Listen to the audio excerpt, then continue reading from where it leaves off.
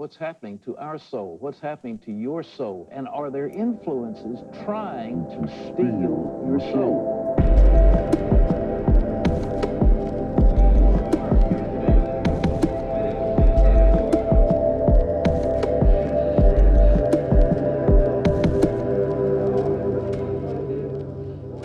Welcome to So-Called Satanism, a true crime podcast. My name is Joe Gibbs, and with me is my fellow host, Melanie Jacobs. and this is a podcast about true crime, and we're going to it'll have some satanic undertones most of the time, whenever we can find it. But I don't want to be restricted to only satanic cases because there's a finite amount. Is that the opposite of infinite? Finite?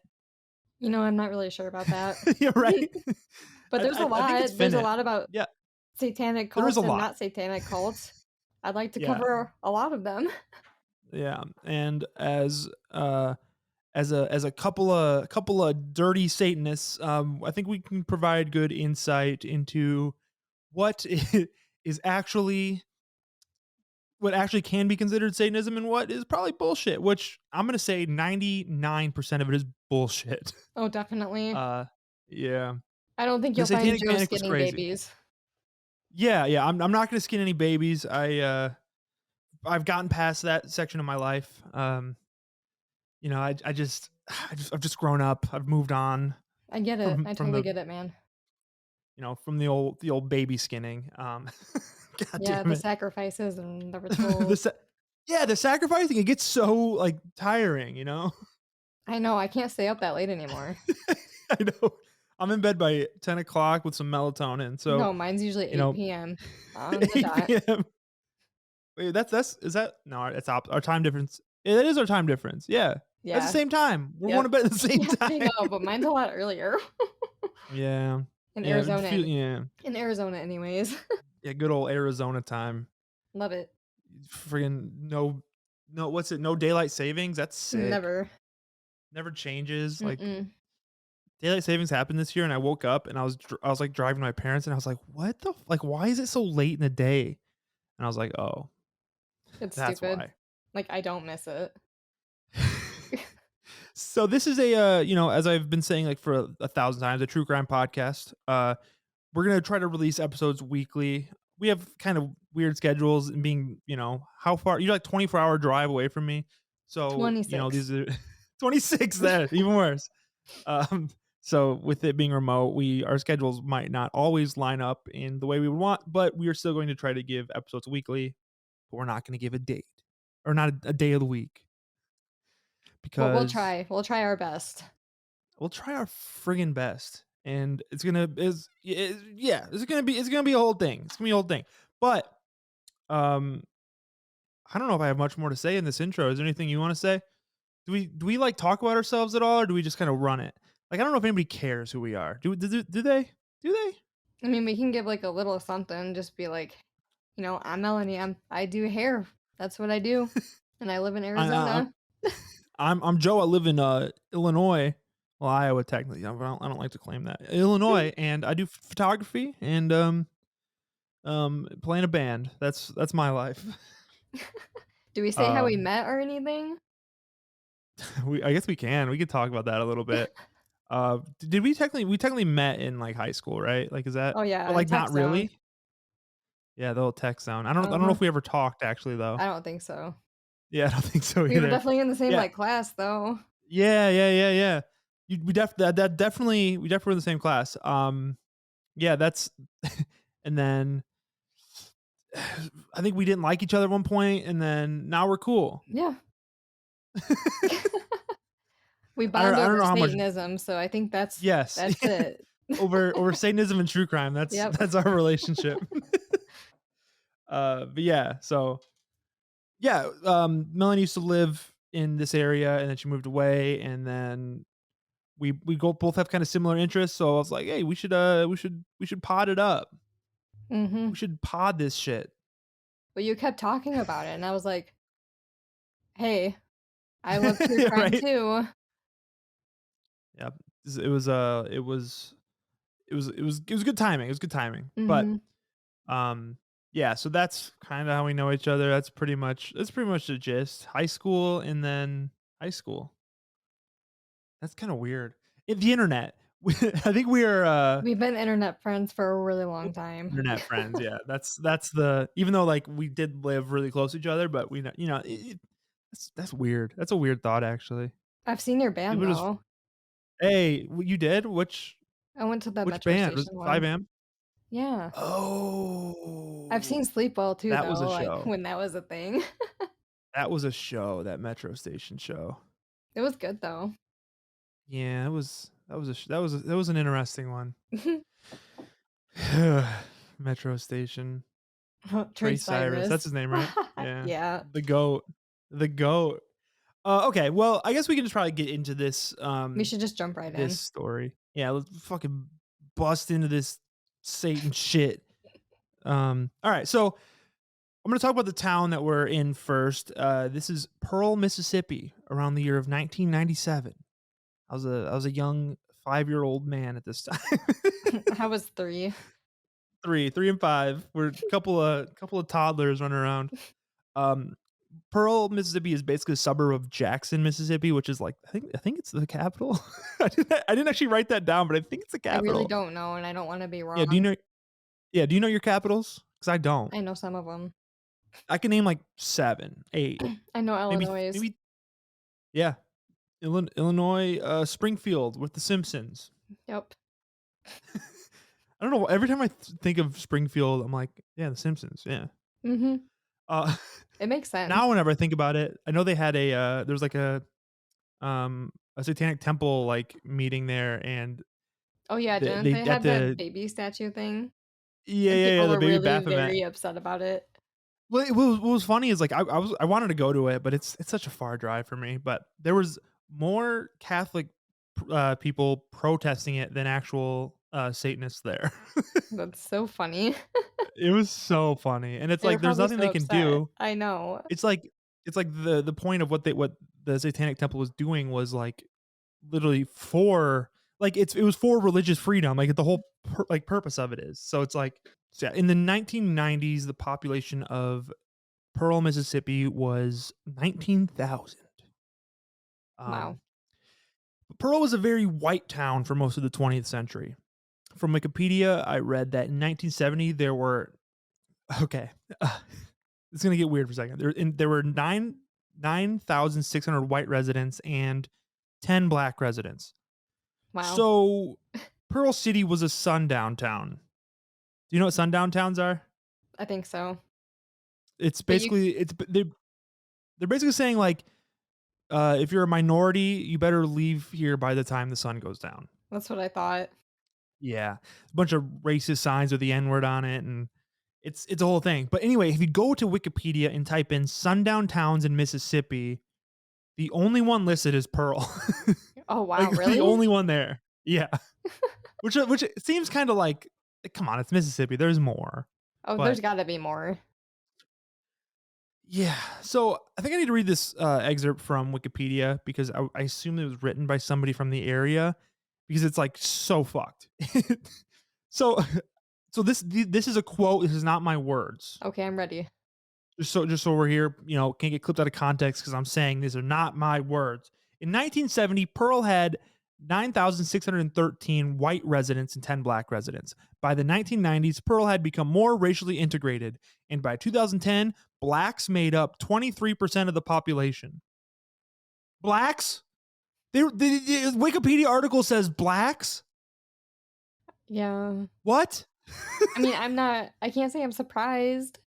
I'm not at all either, but like, you think Wikipedia would at some point be like, I think anyone can just update yeah, Wikipedia articles though, right, but so it is like vetted, I think. You know? yeah, Holy shit though. I know. Um so yeah, that gives you a little insight to the kind of uh assuming Christian bullshit. Yeah. Evangelical bullshit that we're about to see in this town. So the last thing I read about it was that black people lived in the areas outside of Jackson, like in what weren't quite suburbs yet. But as the towns became suburbs, they were basically gentrified and they were forced out. So that's how it became so white. Okay. Wow. How Yeah. nice. So yeah, so if you're from Pearl, Mississippi, I apologize. Kinda. Like, no, I don't actually. Like, you know, get some black friends or something. I don't know. You gotta Or figure go something out. outside your town. Go outside. Just leave Leave your Mississippi town for a and go to little a while. metropolitan area. Yeah. See Do some literally anything. diversity. Yeah, right. Yes. Oh my god. I would imagine this is a red state, but I don't know. It's a I South. think It's it definitely fucking is. red. A lot of Yes. southern states are. Yep. Yep. The Confederacy. That Confederacy stays red. Yep. So we're gonna talk about a high school student. His name is Luke Woodham. Um, as a toddler, he was blonde haired and blue eyed. And like most kids, he had a vivid imagination and was a big reader. Which I read that and I was like, how young was he when he was reading? He's a Like we go from toddler to vivid imagination to a reader. Like, how I don't fucking know. young was this kid reading? Maybe he started off really, really early. Yeah, Maybe he he's was like really 2 and he's bright. like he's 2 reading Moby Dick, just like, He's reading through novels. Yeah. But by the time kindergarten came around, Luke was wearing thick glasses and was a little on the chubby side, which no shade for that. It's just important to the story. I got no issue with having I'm a chubby guy. It's okay. I'm not throwing shade. Not So doughy. yeah, we so his mom did him super dirty. And he had Luke dress kind of old fashioned. His haircut was cut in a way to make it look like his hairline was receding. So he looked like a little fucking old man growing up. Wow. Was there pictures of this? I couldn't find any. I found pictures of him in high school, but I couldn't find any pictures of when he looked like a little old How man. But I wish disappointing. I I would did. love I to know, see right? that. Yes. Yeah, I need I'm to see very it. interested. So obviously it's the 90s. School isn't as bullying isn't taken as seriously as it is in the night or was in the nine. Wow, bullying is taken very seriously now, but in the 90s, I don't think it was as much. So obviously he was severely fucking ridiculed. They're like, look at that little old man. Hey, hey, I Luke, you mean, old fuck. Like, uh, I'd probably be so guilty yeah, as charged I would if I too. I saw was a him fucking like, asshole. Like, look sorry. at that little old man. I Right. know. Like, I mean, me now, I wouldn't, but kids, when you're a kid, it's weird. There's Kids like are this weird, mean. like, kids are fucking so mean. I know. They're like the meanest. It's terrible. Hmm. Uh, so yeah, bullies on bullies on bullies on bullies on bullies. He's not doing too hot. But around the age of 8, his parents got divorced, so his dad was completely out of the picture at that point. And as children of divorce do, Luke blamed himself for his father leaving. Well, that's kind He of sad. he started to struggle with depression at the ripe age of 8, which is pretty uncommon. Um, but his mother was not aware that he was struggling in that way. Um, Even though, it's kind of surprising because she seems within the story very overbearing. Like we got like a like a Norman Bates vibe happening in this story. It feels like, but like not, Hmm. um. So Luke did have an older brother, but they didn't get along because he's 7 years older than him. Big brothers are big brothers, and your little brother's a little mama's boy. So no shade there, but he's a little mama's boy, and I'm sure that's extremely fucking annoying to deal with. So one time when Luke was 9 years old, they got into a fight. Luke was screaming at his brother that he wished his brother was dead, which is a pretty That's real intense. concept, right? For a 9-year-old, Yeah. like That's that's intense. aggressive. That's extremely aggressive for a 9-year-old. Like, Hmm. to understand the concept of death at 9, that's probably more common now, but in the 90s, Right. um, so growing up, his older brother would avoid home. He didn't like being around Luke or his mother. Baby Hmm. shit. So she was overbearing to the point where even into his teens, she controlled his food intake and his clothes and his hair. Holy shit. Yeah. So she was doing that like weird mom thing where they're like, I'm gonna dress my son up and make him look how I want him to look. Oh, you're Oh, how so handsome, cringy. Lukey. How You're so cringy. handsome, Lukey. It's the worst. The worst. Mhm.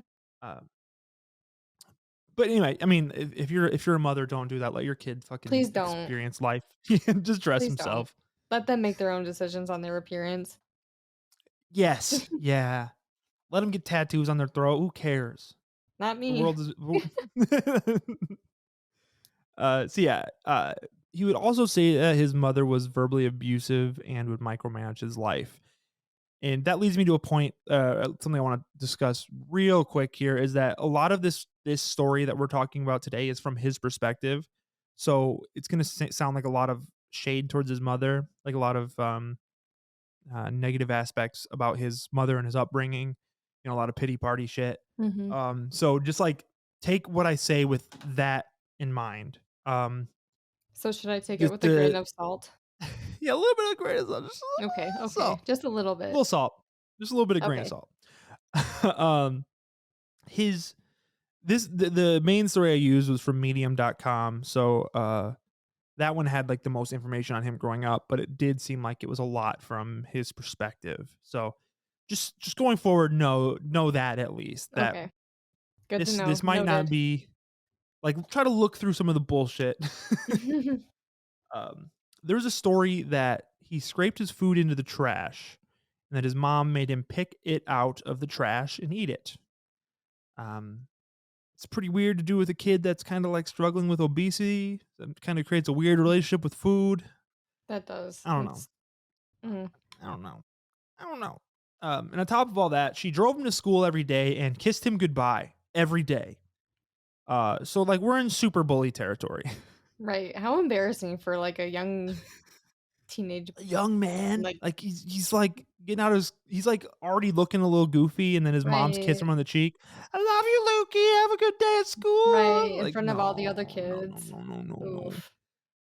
Yeah, there's some aloofness going on with his mother based on this story, but whatever.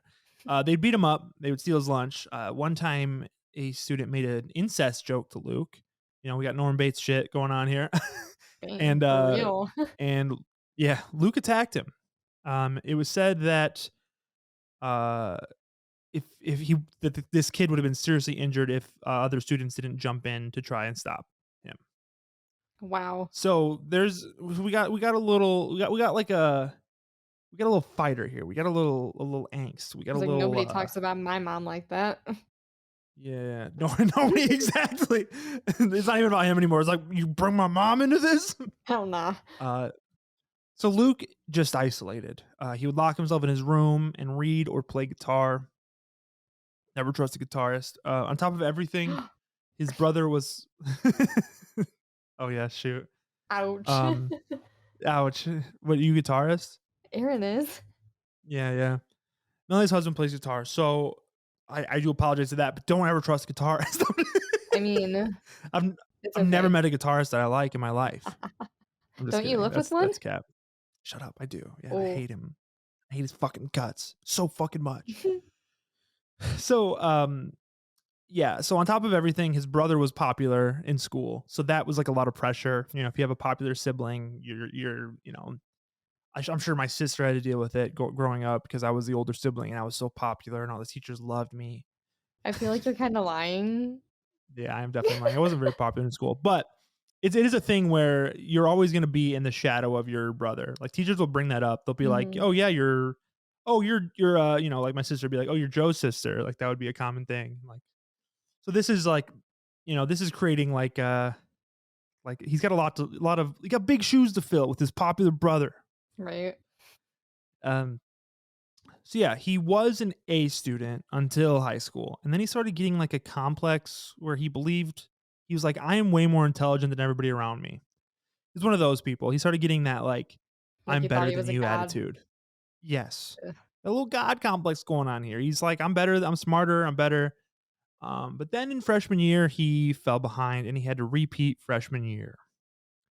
Woof. Yeah, so now we're in the mid teens. We're at like 15 ish.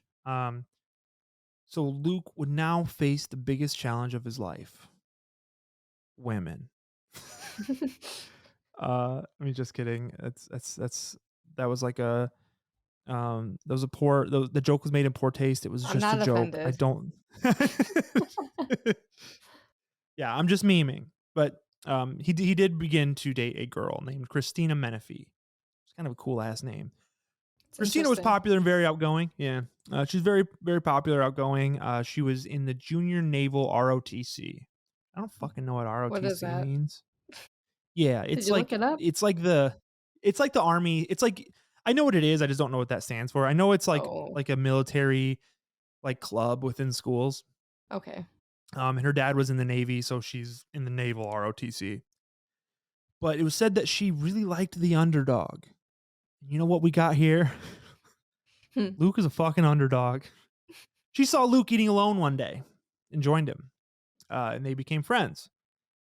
Um, she brought him home, and her father even approved of Luke. And he got the wonderful, wonderful nickname. Wonderful nickname. Let me just get it one more time. Wonderful, creative, smart nickname, Luke Skywalker. Oh my god. How original. That was so original, right? Yes, I literally never heard that one before. Like, where would they come up with that? I don't That's know. so smart. But Clever. that's his nickname, Luke Skywalker. And as Wow. we'll find out later, he probably fucking loved that nickname. Oh yeah. Her friends didn't like him though. Her dad liked him, friends didn't. Hmm. And when it comes to boyfriends, I think I would assume teenage girls are more likely to side with their friends than their father on their relationships. Mhm. Um, so Christina felt bad for Luke because he was a loner. She thought he was a nice guy or whatever. So whatever. She tried to make some changes while they were friends. This is before they were like dating. Mhm. She told him that he should grow his hair out. So he did. He grew his hair out. He had like in the one picture I saw from like a yearbook, he had like a long curly looking mullet type thing. Nice. Yeah, so I mean, I don't know if she did him much favors, but it looked all right. It was probably better than looking like you're receding. Oh, for sure. Better than an At, old man at haircut, huh? You're right. Oh my god. So yeah, every time he went to her house, which I read was like 3 times over the their relationship, Mhm. his mom came with him and would sit with them on the couch. Like supervising? S Yeah. Ah, how fun. Yeah. That Wow. shit's always so weird. Like, if your kids are gonna, like, do something, if your kids are gonna fuck, like, they're just gonna do it. Like, what They're like, gonna find they're time gonna on their find a own fucking terms, way. trust me. Yeah.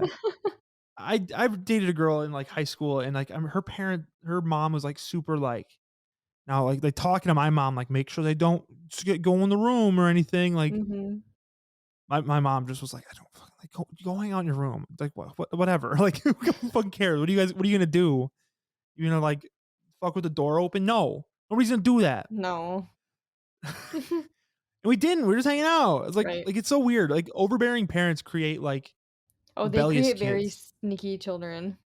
Yes, exactly. Like, you learn how to be, like, an asshole. Oh, definitely. Uh, Sorry, mom. so y yeah, right? My parents kinda let me do whatever I want Oh, not until I mine. had my car accident. Oh, really? You had Oh, a little bit of yeah. a strict family? Oh, yeah. I mean, I know you said your mom's gonna listen to this, so we probably shouldn't go Oh, no, but into, I'm sure she knows. she knows now. She Yeah. knows she created a sneaky child. Yeah, definitely. Oh my god. She's not Yeah, dumb, I know that. yeah, my parents were pretty chill until I had my car accident, when I was, like, 17, and then they were like, "Alright, we should probably reel the reins back a little bit." Oh, Yeah, but it wasn't like it was only for, like, a few months. I had, like, an actual curfew, and then it just kinda went away. But yeah. either way, I had a pretty, my parents were pretty chill about everything. Maybe that's why I'm such a fucking delinquent now. I don't know. Oh, whatever. Yeah, Christina is starting to get annoyed by this fucking supervision. Like, it's annoying. Like, let the fucking kids hang out. Mhm. So and also on top of that, Luke began to get, like, controlling of her. He would get mad if she didn't call him at a certain time every day. So my guess there is that uh, there's some low self-esteem, like he probably fucking really doesn't like himself. Mhm. So, it's probably something along those lines where he's like he hates himself so much, he doesn't want to lose her, and so he turns on his controlling mechanism. Right, but um I don't think that's gonna work, right?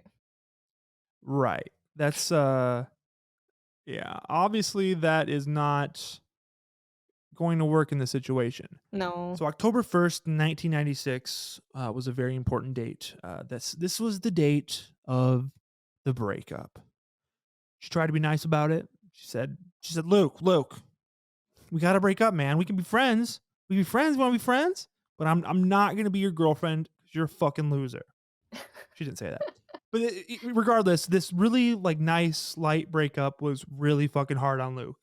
They only dated for a month. Mhm. So this is like not a very long relationship, but based on what he claims his upbringing was, I'm sure this is a pretty significant loss for him. Right. Um, the within a journal, he wrote about a lot of this in a journal.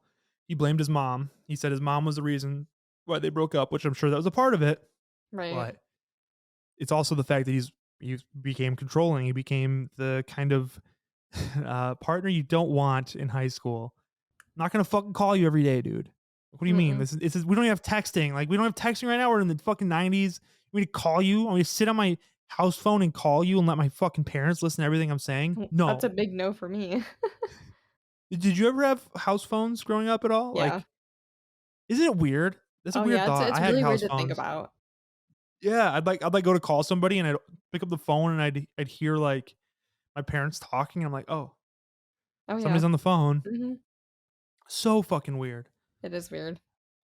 So yeah, within this journal, he wrote an excerpt that basically said he would never allow himself to be hurt by a woman again, and he signed it in his own blood.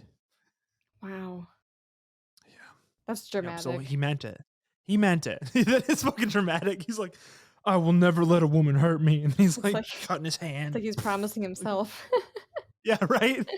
Like, yeah. Just fucking. I mean, just say it yourself, man. Yeah. Just Nope, he's put gotta some prove it restrict. to Like, himself too. I will never be hurt by a woman again. Never.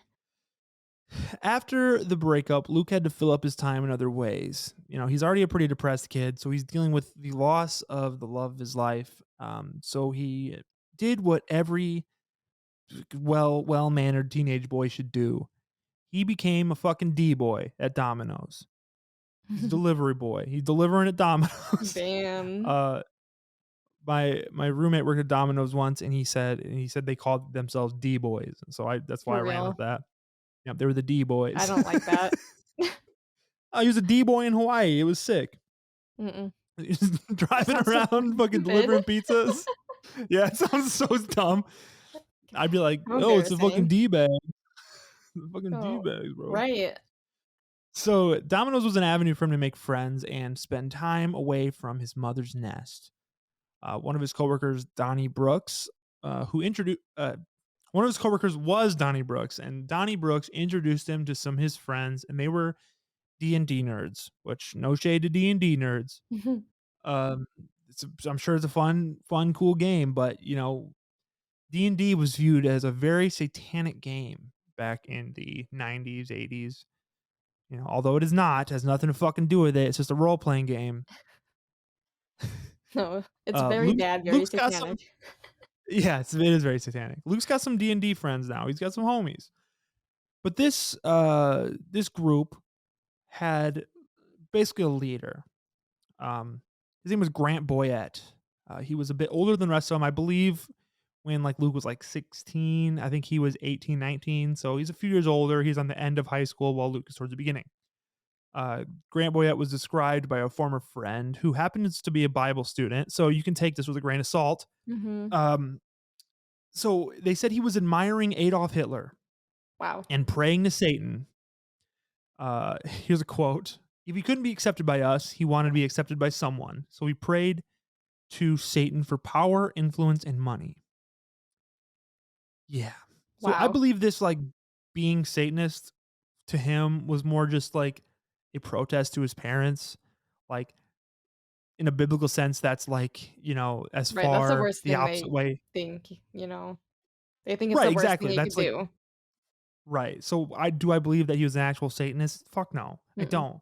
I believe he was like, I need to get back my parents for, He's just whatever. a His poser. he's a fucking poser, exactly. Oh. Uh his parents like founded a Baptist church, so they were very deep within the church. Um but I believe that it was just a big blow to his family and his religious peers. So I really believe it was based on revenge and like anti-Christianity because his parents were so deep into it. Oh, for sure. Here's a quote. Here's a quote that I thought was pretty interesting. Grant liked Adolf Hitler a whole lot and admired his tactics. He liked the way he could influence people. Ew. So I didn't find any proof of this Hitler obsession. I don't know if he's probably just trying to be a fucking edgy kid and being like, oh, I fucking love Hitler, like, He's probably trying to just give people shock value or shock oh, 100%. whatever, you know what I mean? Yes, yes. 100 that's exactly what I think. It's like he's trying to be a fucking edge lord. Right. He wants to scare people. So Grant came up with a name for their group. We are the Croth. The Croth, which every time I read it, I feel like I'm saying the cross with like a little bit of a lisp, like How's the it Croth, spelled? like Kroth, Oh, the wow. Croth. Yeah, so it feels like I'm saying like the The cross, but Croft. like Croth. You know what I'm Like Mike saying? Tyson, the Loft. The Yeah, Croft. right. Mike Tyson saying the cross. Um, so Grant supposedly believed he could cast spells. In December 1996, it was said that Grant gave Luke a piece of paper with a scary pentagram on it. And and Grant said, "Luke, you can use this pentagram by meditating in the dark while kneeling and having this pentagram placed up against your forehead. You can change. You can do whatever you want with this. You can influence.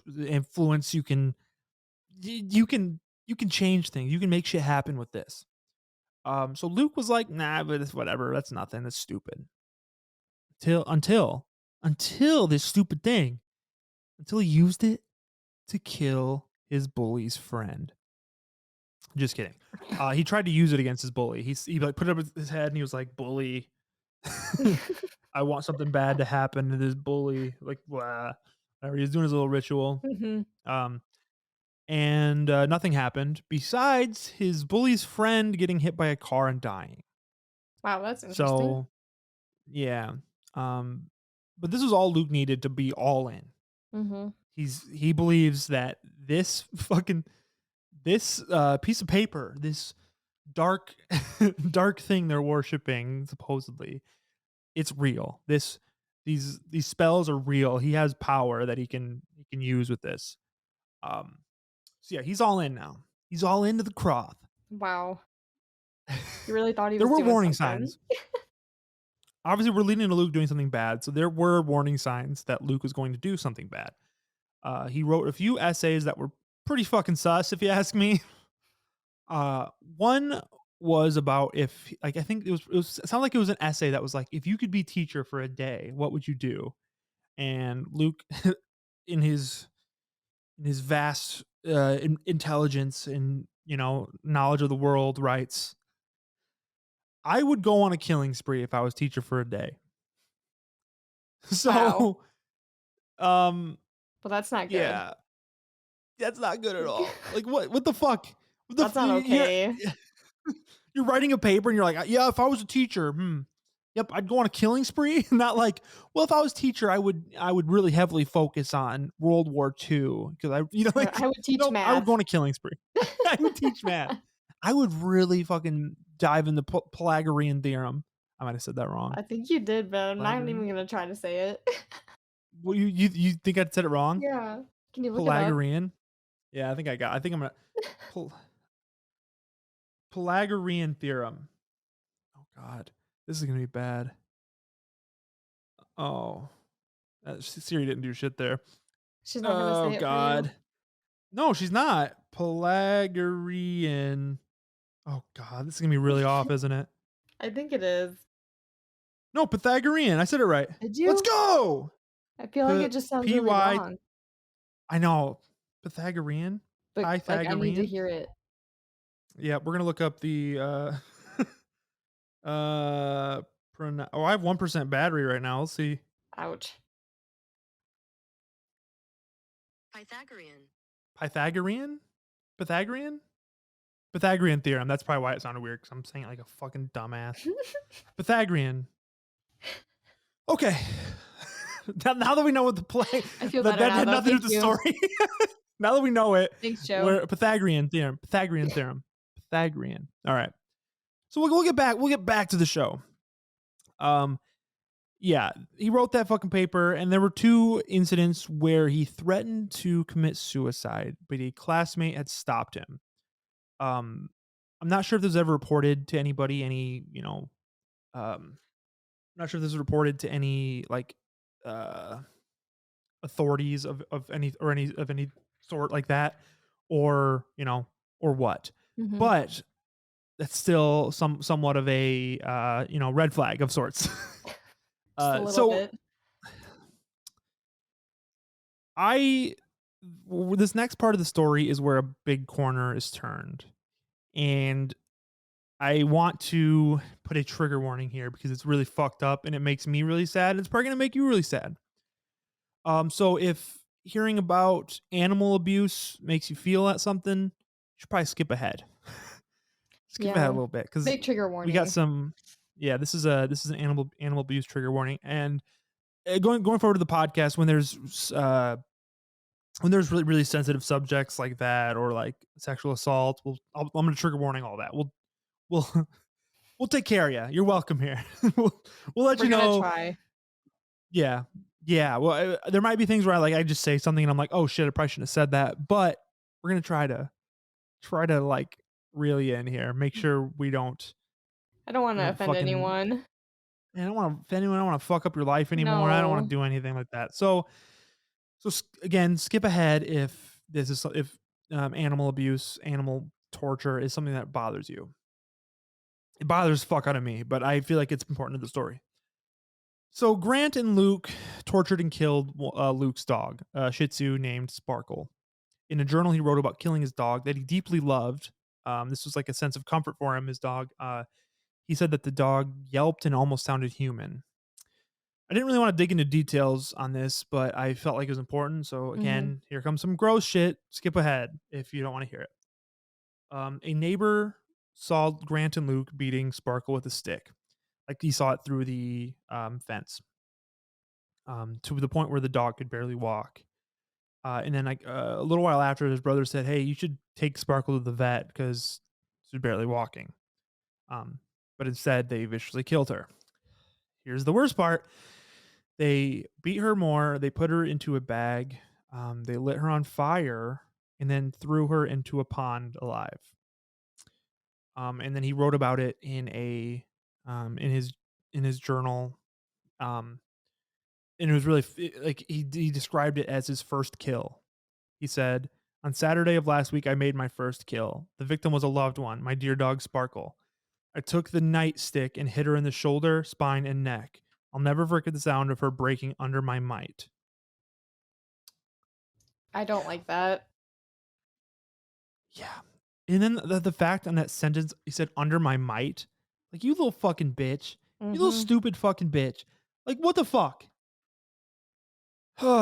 He's disgusting. Yeah, his first kill. I don't understand how anyone can do that. Me neither. Especially like a dog that like provided so much comfort to you while you were like alone. Well, it's just I an don't know, man. animal. That They're makes me so literally sad. helpless. And Shih Tzus Yeah. are tiny.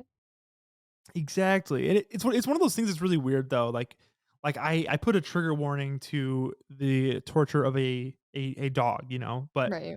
like when it's a person, I'm just like, well, here's what happened. I know. It's kind of a strange thing. But like that's just how it is. Like we view animals as this as innocent. Innocent is Right. the big thing there. Mm-hmm. So yeah, I'm a little sad now, but I'm gonna get through this. We're gonna get through this. So the Croth from this moment had a shift as well. It wasn't a fun thing anymore. This was being taken way too seriously by Luke and Grant.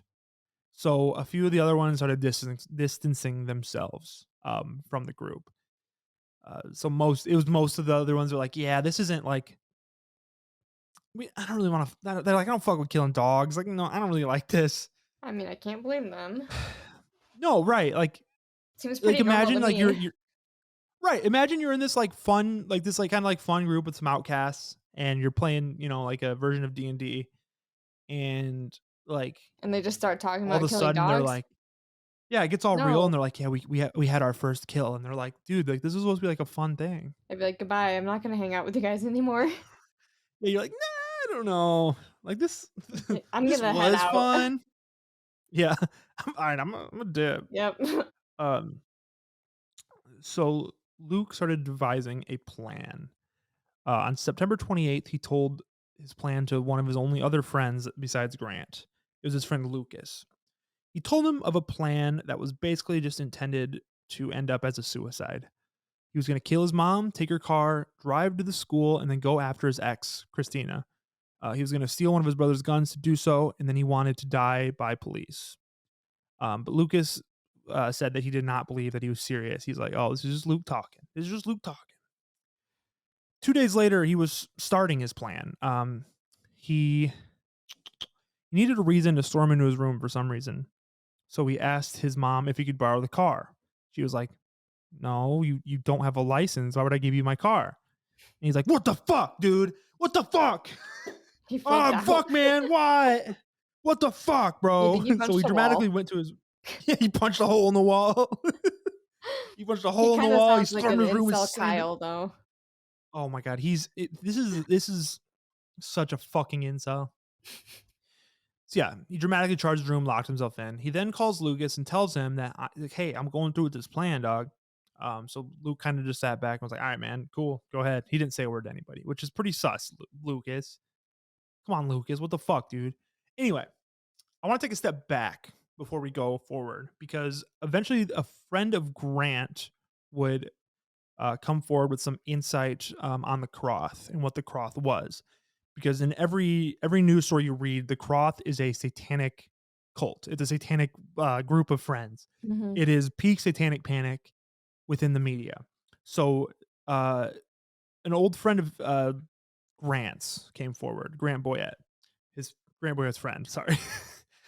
His name was Jason Pollan. Jason and Grant became friends in high school based on their love of the movie Star Wars. Wow, imagine that. Yeah.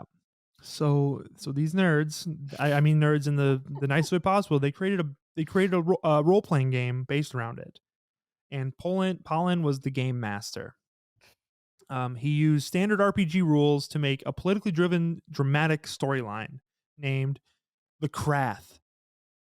After Star Wars characters, the Krath, Krath.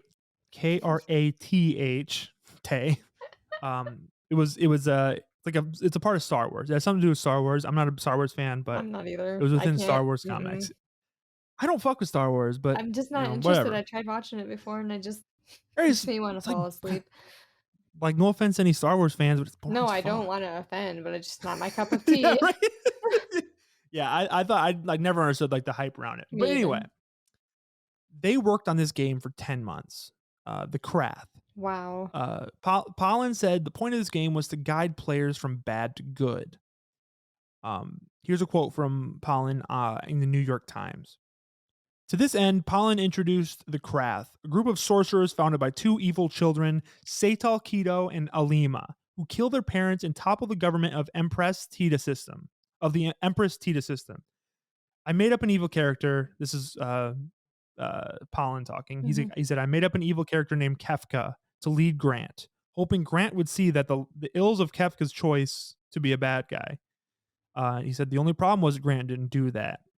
He created Kefka so Grant would be like, wow, it's fucked up to be a bad guy. Like the point was to be good in this story. Like, but Grant was like, yo, this is sick. I like this negative thing. Basically, it was a standard RPG game, but Grant would always go way too far into mayhem, and this would eventually lead to them not being friends anymore or playing the game altogether.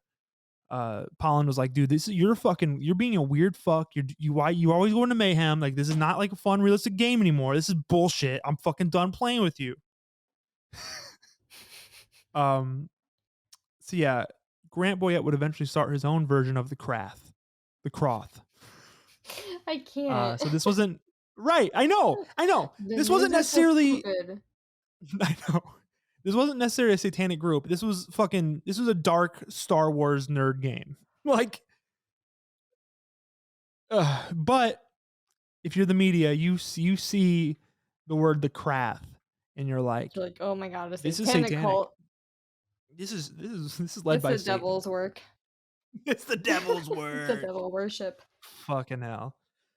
So yeah, this would they were not friends anymore. He's got his own version of the Croth. So many sources say that the Croth was named after a satanic verse. But I could not find a single fucking thing that had the word the Croth in it that had anything to do with Satanism besides this case. Interesting. So what happened was he took the Krath and he's like, I want a fucked up version of it named the Croth. So they're fucking nerds. They're just fucking weirdo nerds. They're just a bunch of dweebs. And that's fine. It's fine to be nerds until it gets real, you know?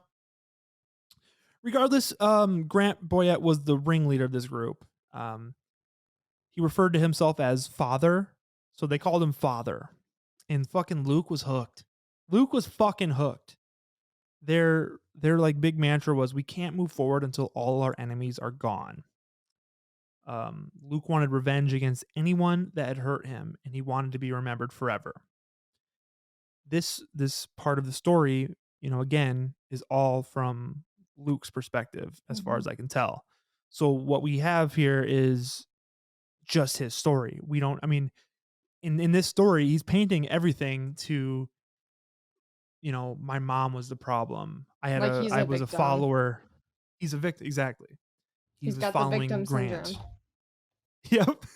Grant was the leader. Grant was my leader. I worshipped Grant. There's a lot of like, there's a lot of blame pushed onto him. A lot of blame pushed away from him, I should say. I knew what you meant, so I just went with it. Yeah, right. So October 1st, 1997. This is 1 year after Luke had been dumped by Christy. We will pick up next week. That's the end of the story for today. This is a 2-parter, baby. This is a 2-fucking-parter. Wow, I wasn't expecting you to leave me hanging right there. Yep. See, I'm creating drama. I'm creating 2 listens instead of 1 listen. I physically You listen to felt the first it. episode. You listen to the first episode, and then you're like, shit, I gotta listen to the second episode. Like, damn it, I have to And wait. And you fucking will listen to the second episode, because it's gonna be hard ass shit. This is a fucked up story. It's pretty obvious where it's leading, but I'm not gonna say it. So next week we will pick up and we will talk more on Luke Woodham, Woodham, whatever you want to call him. Woodham sounds better. It's fucked up. Woodham does sound like it's probably what it is, right? It sounds smoother when I say it, but yeah, whatever. This was a case that it's not a very known case as far as I didn't know about it. So I I had read no it. idea until Joe texted me with it one night. I was Right. like, what? Yeah, exactly. Yeah, and it's like it should be more known, but what is known about it all has satanic panic undertones, and that's what was very interesting to me about it. I was like this is not what, like, even if you're in even if there is like a dark side of Satanism, this doesn't really have anything to do with like Satan. It seems like they were just some fucking weird kids that played D&D, and they were viewed as a satanic cult. So yeah, that is the beginning of Luke Woodham, and next week we'll be back with with the conclusion of this story. Yeah, so It's stay gonna get tuned. fucked up. Yeah, stay tuned. Tune in next time. Make sure to subscribe and hit the bell. Yeah, actually, that does lead me to a good point. If you listen to this far, you can hop on Apple Podcasts. This can be on Apple Podcasts, it can be on Spotify, YouTube. It's gonna be wherever you want to listen to it. You can, subscribe on whatever one you're on. Fucking like whatever one you're on. on Apple Podcasts, you leave us a 5-star rating. That really helps with the review or with the algorithm, the dirty algorithm that, you know, that we need to survive out here. I know. Yeah, so if you go give the podcast a 5-star and a nice little comment, We would love that. yeah, and I'll read it. If you leave a nice comment, I'll fucking read it. I don't care. Say something interesting. Say like, I don't know. Just don't hurt my Talk feelings. about just hit me with a rip sparkle. That'd be good. Yeah, Yeah. you can hurt my feelings. Go Hurt ahead and Joe's rip me feelings. apart. Yeah, I will be the punching bag of this podcast. I can take it. I can handle it all. That's fine with me. Yeah, right. Yeah. So, yeah, we'll be back next week, and this was so-called Satanism episode 1. Goodbye. What's See ya. happening to our soul? What's happening to your soul? And are there influences trying to steal your soul?